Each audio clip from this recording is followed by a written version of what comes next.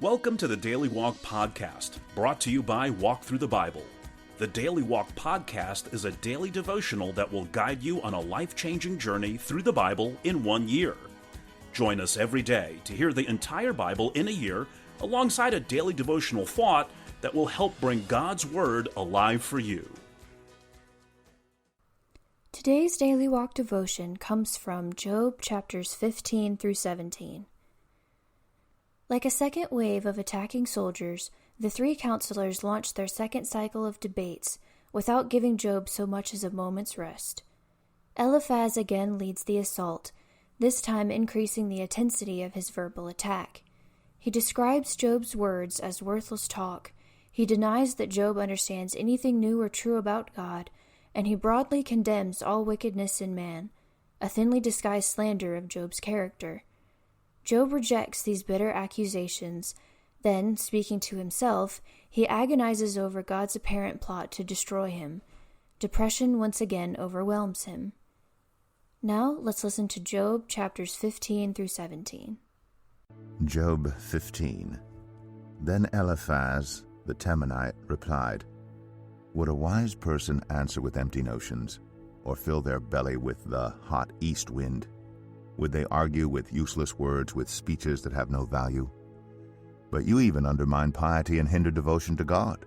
Your sin prompts your mouth. You adopt the tongue of the crafty. Your own mouth condemns you, not mine. Your own lips testify against you. Are you the first man ever born? Were you brought forth before the hills? Do you listen in on God's counsel? Do you have a monopoly on wisdom? What do you know that we do not know? What insights do you have that we do not have? The gray-haired and the aged are on our side, men even older than your father. Are God's consolations not enough for you, words spoken gently to you? Why has your heart carried you away, and why do your eyes flash, so that you vent your rage against God and pour out such words from your mouth? What are mortals that they could be pure, or those born of woman that they could be righteous? If God places no trust in his holy ones, if even the heavens are not pure in his eyes, how much less mortals, who are vile and corrupt, who drink up evil like water? Listen to me, and I will explain to you. Let me tell you what I have seen, what the wise have declared, hiding nothing received from their ancestors, to whom alone the land was given when no foreigners moved among them. All his days the wicked man suffers torment, the ruthless man through all the years stored up for him. Terrifying sounds fill his ears. When all seems well, marauders attack him. He despairs of escaping the realm of darkness. He is marked for the sword. He wanders about for food like a vulture. He knows the day of darkness is at hand. Distress and anguish fill him with terror.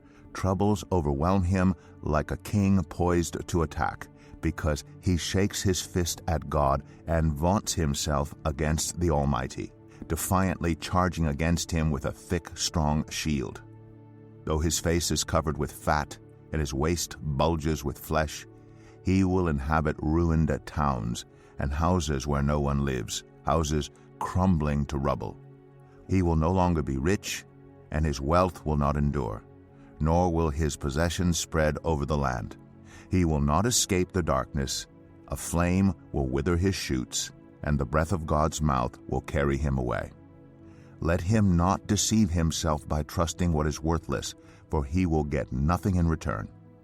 Before his time he will wither, and his branches will not flourish. He will be like a vine stripped of its unripe grapes, like an olive tree shedding its blossoms.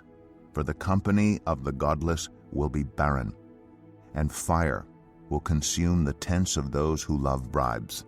They conceive trouble and give birth to evil. Their womb fashions deceit. Job 16. Then Job replied, "I have heard many things like these. You are miserable comforters, all of you. Will your long-winded speeches never end? What ails you that you keep on arguing? I also could speak like you. If you were in my place, I could make fine speeches against you and shake my head at you. but my mouth would encourage you.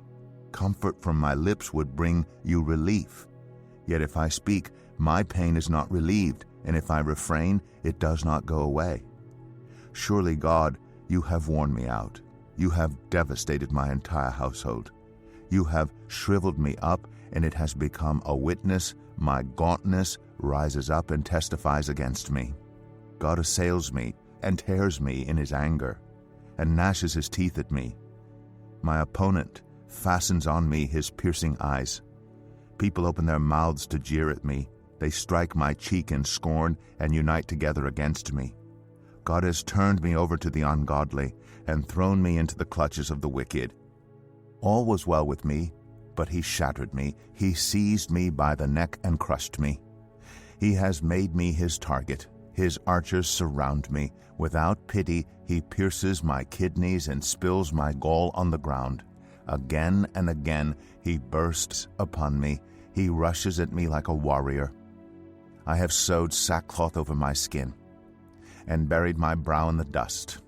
My face is red with weeping. Dark shadows ring my eyes, yet my hands have been free of violence, and my prayer is pure. Earth, do not cover my blood. May my cry never be laid to rest. Even now my witness is in heaven, my advocate is on high. My intercessor is my friend, as my eyes pour out tears to God. On behalf of a man, he pleads with God, as one pleads for a friend. Only a few years will pass before I take the path of no return. Job 17. My spirit is broken. My days are cut short. The grave awaits me. Surely mockers surround me. My eyes must dwell on their hostility. Give me, O God, the pledge you demand. Who else will put up security for me? You have closed their minds to understanding. Therefore you will not let them triumph. If anyone denounces their friends for reward, the eyes of their children will fail. God has made me a byword to everyone, a man in whose face people spit. My eyes have grown dim with grief. My whole frame is but a shadow. The upright are appalled at this. The innocent are aroused against the ungodly. Nevertheless, the righteous will hold to their ways, and those with clean hands will grow stronger. But come on, all of you, try again. I will not find a wise man among you. My days have passed, my plans are shattered, yet the desires of my heart turn night into day. In the face of the darkness, light is near.